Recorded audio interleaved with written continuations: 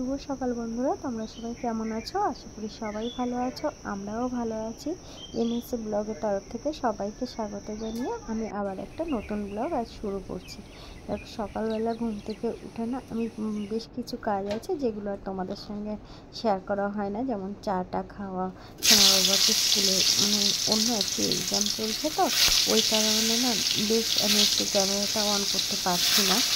বেশ কিছুদিনই হয়েছে আমি ক্যামেরাটা অন করলে ও হয়তো তাকিয়ে থাকে বা ওর হয়তো লেট হয়ে যাবে, সেইটা ভেবে যাই হোক আমি এই এতটা বেশি সময় তো থাকে না হাতে, অল্প সময়ের মধ্যে যেটুকু পারি আমি তোমাদের সঙ্গে শেয়ার করি। আশা করি তোমাদের ভালো লাগবে, কারণ আমার এই ছোট্ট পরিবারটা আশা করি সবারই ভালো লাগে, যেমনই হোক না কেন সেটা নিজেরই সংসার। আর সকালবেলা টিফিনে একটু ডালিয়া তৈরি করব ভাবছি, আর আলু পটল আর ডিম দিয়ে তরকারি করব।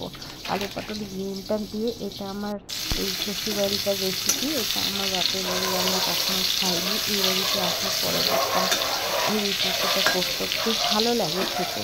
আর এদিকে দেখো ভাত হয়ে গেছে, পটল ভেজে নামিয়ে ফেলেছি, আর ডালটাও প্রেসারে সেদ্ধ করে নিয়েছিলাম, পরপর করে সব কিছুই করে নিচ্ছি। আর এই মাঝখানে জানো তো ডালটা সেদ্ধ বসিয়ে আমি ওই পটলটা আলুটা ভাজিয়ে দিয়ে ডালটা সেদ্ধ বসিয়ে এর মাঝখানে আমি জামা কাপড়গুলো কেচে নিয়েছিলাম, সেগুলোকে মেলা হয়নি এখনও। এই আলুটা মেখে একটু রেখে দিয়ে জামাটা মেলে এসে তারপরে আবার রুটিটা করব।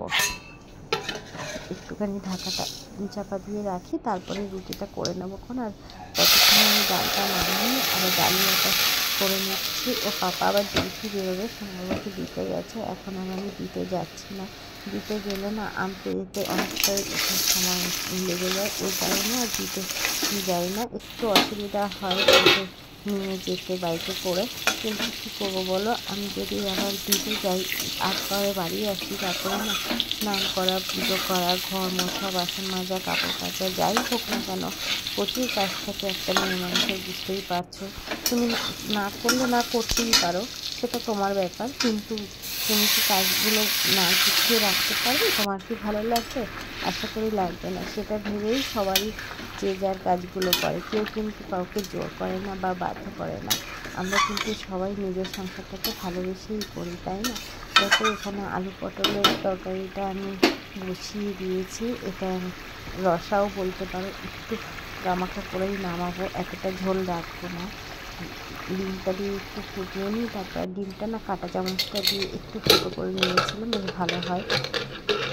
আর এখানে দেখো ডালিয়াটা সেদ্ধ হয়ে গেছে, কিন্তু ডালিয়াটা না বুঝতে পারিনি জলটা অনেকটাই বেশি হয়ে গেছে। এখন একটু আবার গ্যাসটাকে পুড়িয়ে এসে করতে হবে, গ্যাসটাকে শেষ করতে হবে। কী বলবো বলো, নিজের বোকামোর জন্য এরকম অবস্থা হয়ে গেল।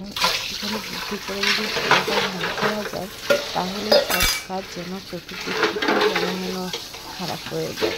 আর এই বাসনগুলো নিজে নেবো, আর ফাঁকে ফাঁকে না রান্না করেই ফাঁকে ফাঁকে সব কাজগুলো করে নিয়েছি। আর এই কড়াইটা যদি গরম অবস্থায় আমি একটু বালতি দিয়ে ধরে চেপে মাজতাম তাহলে হয়তো পরিষ্কার হয়ে যেত। এটাকে মাজতে বেশ কিছুটা টাইম লাগবে, কিন্তু যাই হোক টাইম নিয়েই পরিষ্কার করতে হবে। আর ঘরটাকে সব চাদর ফাদর তুলে ছেড়ে টেড়ে পরিষ্কার করে নিয়েছিলাম, কিন্তু ঘরটাকে একবার মুছেছিলাম, মোছার পরে ওর পাপা ঠাকুরটা দিয়ে গেছিলো। আর তোমরা তো জানোই এখন আমাবতী আছে, কিন্তু আমাদের যেহেতু মায়ের মুখটাকে একটু কাপড় দিয়ে ঢেকে তারপরে ঠাকুরকে না দিলে ভালো লাগে না। এই দেখো রান্না শেষ, এখানে ভাত, এখানে আলু পটলের ডিম দিয়ে রসাটা, এখানে একটু পটল ভাজা, ডালের সাথে ধরে খাবার জন্য একটু পটল লাগে, আর এখানে ডাল, এটা হচ্ছে খেসারির ডাল, খেসারির ডালটা খেতে ভালো লাগে। আর আমিও রেডি হয়ে নিলাম, স্নান টান সব কিছু করে আমি যাবো এখন সোনার বাবাকে আনতে। ভীষণ রোদ, যতই যা হোক না কেন ছাতা আগে নিতেই লাগে। এদিকে ছাতাও নিই, আবার এদিকে হাতে রেনকোটটাও নিই।